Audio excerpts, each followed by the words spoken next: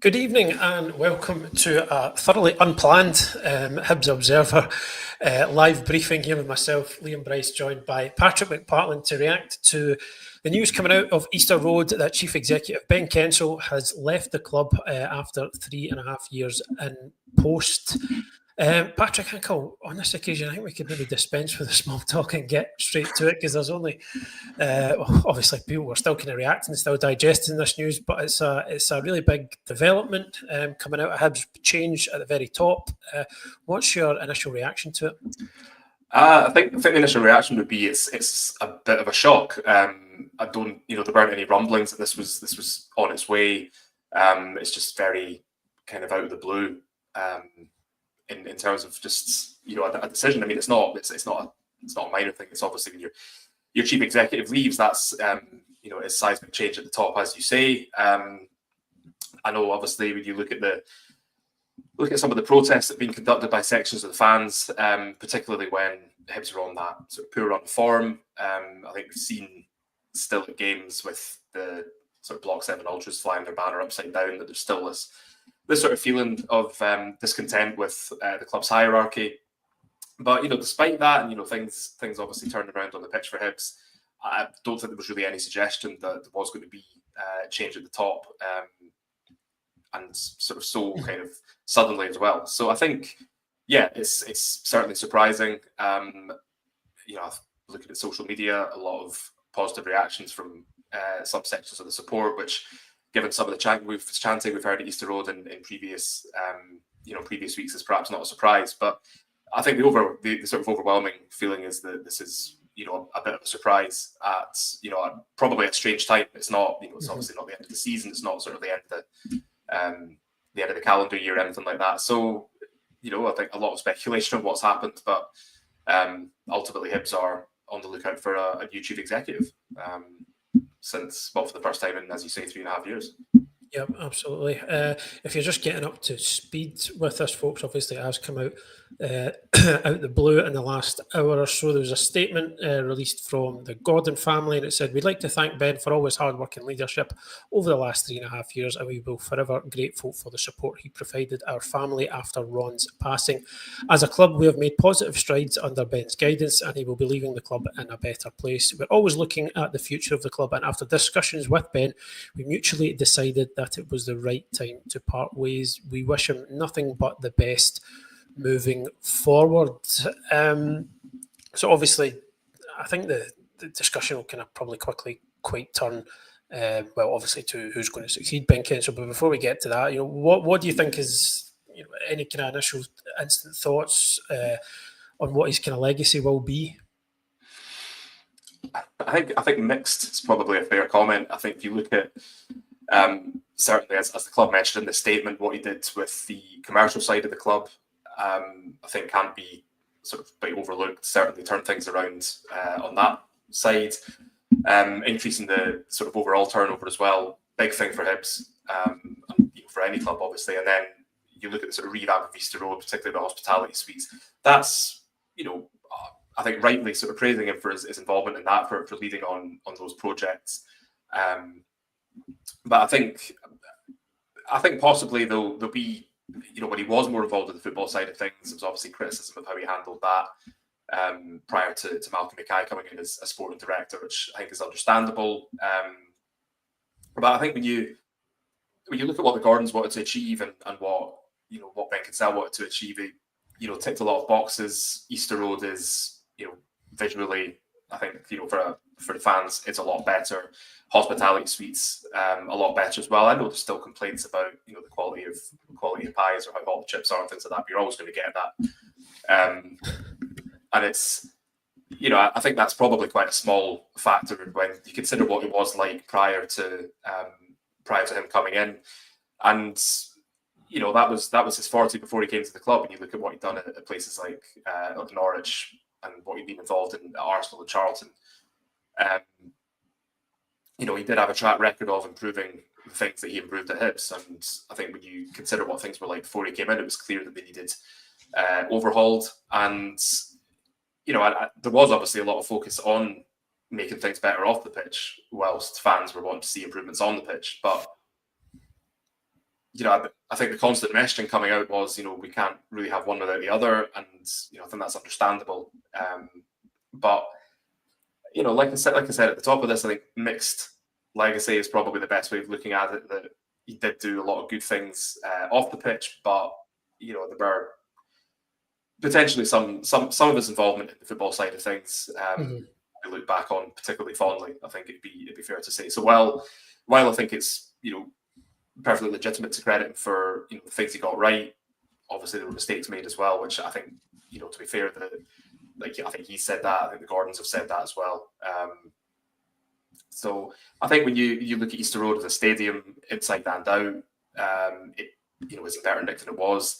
The training centre as well has also had some similar upgrades. So obviously a good thing. And if the club's in good nick off the pitch, then you would like to think the club is then going to be in good nick on the pitch. I think the jury's maybe still out on that, even though there has been this upturn in form. I think there has to be focus on the first team now when you consider all the upgrades that have been done to HCC and to the stadium. I think it's only natural that the next step is on the pitch. But as the statement says, the Gordons have been sort of thanked him for everything that he's done, and the fact that he was involved heavily in leading the club after Ron's passing as well as should be overlooked as well. So yeah, I think mixed. Undeniably a lot of good things, but it wasn't all rosy all the time. I think it'd be the fairest way of putting it. Yeah, I think that's fair. It's as you say, I think there's a kind of separation there of work done off the pitch and work done on the pitch. But I think sort of naturally and understandably, football fans, anything in terms of infrastructure, facilities, it's not high up in football fans' list of priorities when things aren't going well on the pitch, because at the end of the day, that's really what it's all about. They just want to see a winning team. So can I just to sort of move it on a wee bit, as I kind of alluded to a wee bit earlier, the focus, as it does in football, when someone leaves a position, focus quickly turns into who's then going to take up that position. So, I mean, what can you... Obviously, it's still very early days, but what can you tell us about what that process might look like? Who's going to be involved? Yeah, clubs made it clear in the statement that whilst the recruitment search is ongoing, you'll be able to remind us from the statement. I think you've got it up there what they said about leading the search. But I think the important thing is to find somebody who is going to be able to take the club on. And kind of build on what's gone before, with what Kensell's done, with the good bits that he's done, and I suppose really kind of take it to the next level, because that's what it feels. That's what it feels like we're kind of at the moment. And I think when you consider everything that's been said recently, you think back to Ian Gordon's interview at the turn of the year, and talking about. Or even in September when he was speaking and acknowledging that mistakes have been made, it does sort of feel like things are kind of starting to get into a place that they maybe should have been, where they haven't been for the last sort of maybe 3 or 4 years. That there have been issues, there have been mistakes made, and jobs like this almost tend to have a shelf life at times. You consider it could be coincidental, but. I think he was at Norwich for about 3 years. He's been at Hibs for 3.5 years.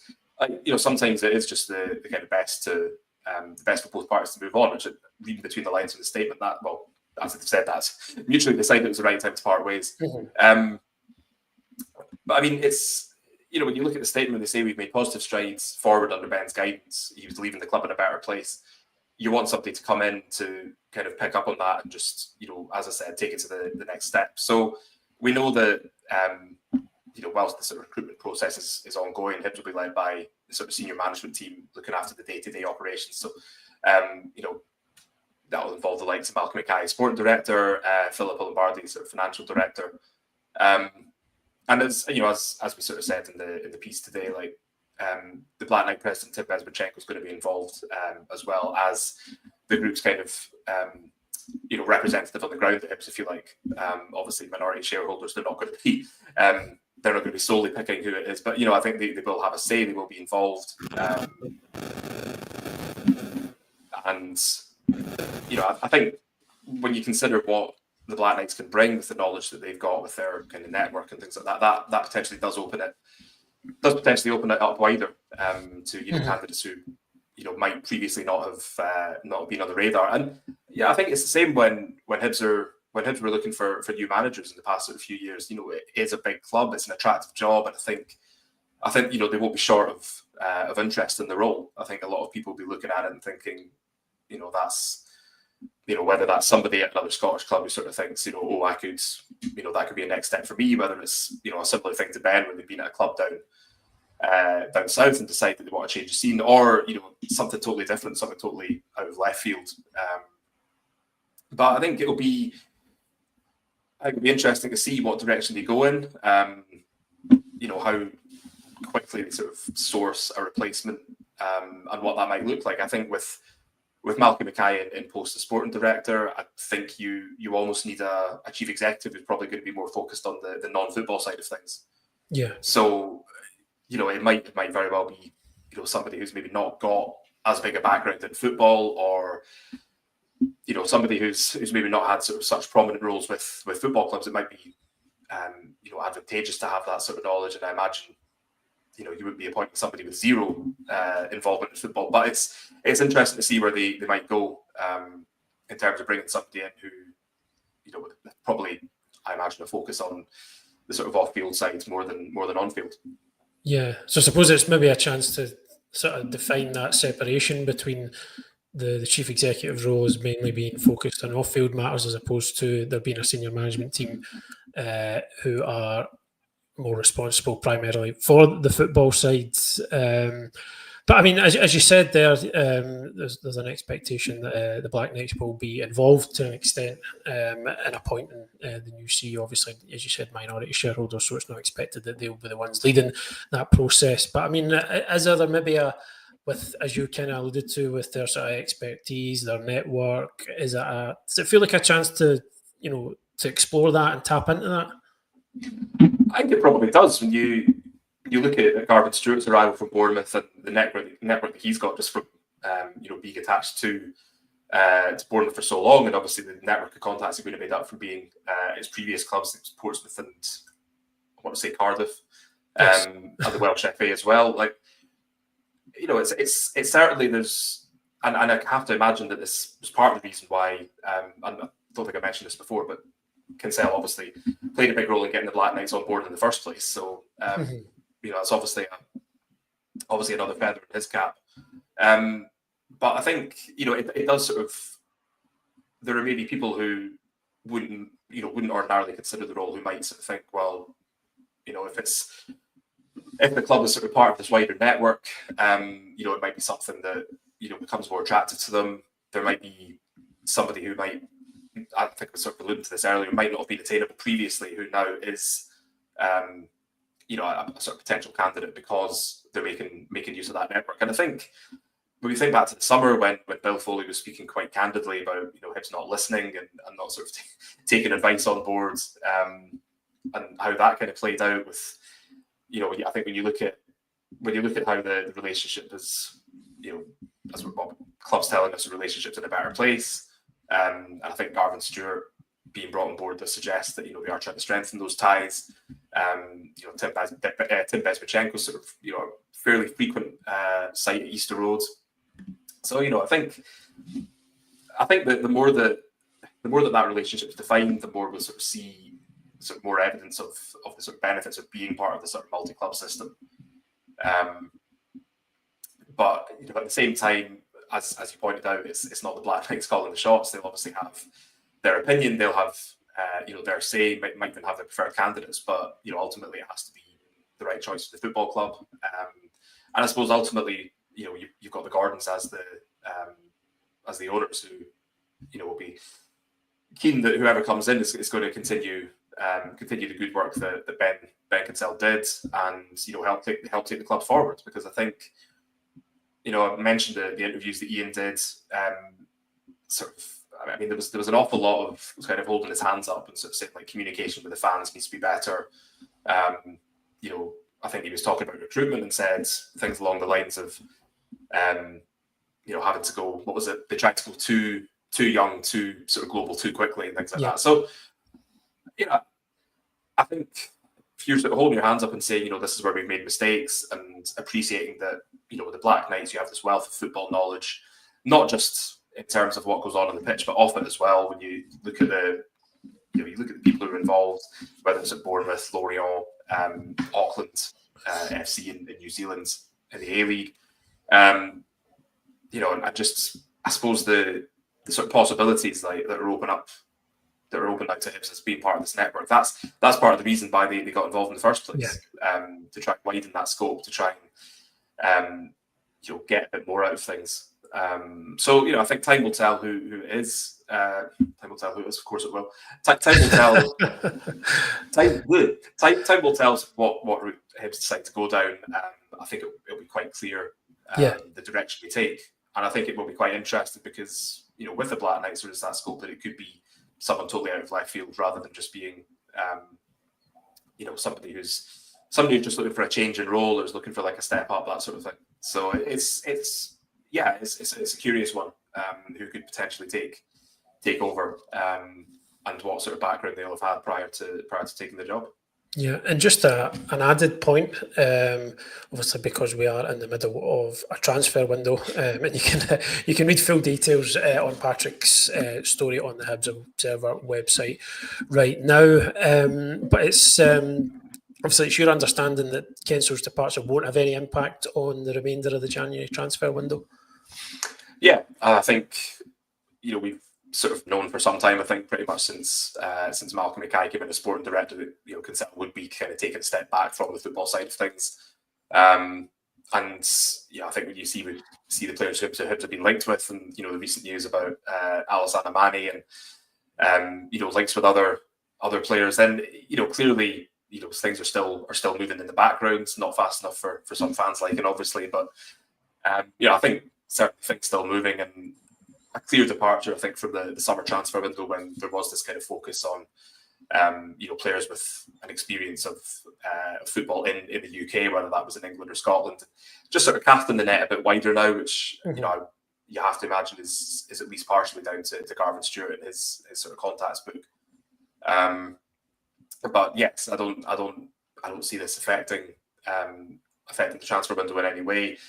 Same with the recruitment process. It's the two very different things. So we talked earlier at the top of the show about the timing. That it is surprising timing, especially in the middle of a transfer window. But given that it's not going to have, I don't think it's going to have any effect on the transfer window itself. It's maybe less surprising in that sense than it might have been previously. But I think. I think normal service carrying on in terms of January recruitment, as far as we can tell. Yeah, I mean, in a kind of weird roundabout way, the fact that it has happened during the transfer window, almost a kind of indicator of it's not going to have any effect, because obviously if it did, you wouldn't expect that something like this would transpire and be confirmed if my logic isn't too mixed up there. But yeah, folks, I think we'll leave it there. As I said, instant reaction to Ben Kensell's departure from Hibs, and I do imagine there'll be further details and developments to come on this in the coming days, and we'll endeavour, as always, to bring you those as we have them. If you're watching us on YouTube and you've not yet subscribed to the channel, do hit that subscribe button, because if you are watching our stuff, it means you would get a notification as soon as we go live for any breaking news stories such as this one. We'll have further reaction to this on the Hibs Observer website over the weekend, obviously building into Saturday's game against Ross County, and David Gray, as it stands, is still scheduled to speak to the media tomorrow heading into that game. So do have do keep an eye on that. Did you get that as well? That might not be the more news klaxon. No, it's not. Yeah, we really need to change that alert on the Hibs Observer app. No, if you're wondering what that noise there was, folks, it's one of those phone alerts, because you might have heard about this storm that is heading over the next couple of days. So that has just come flying through on my phone there. I'll thank the.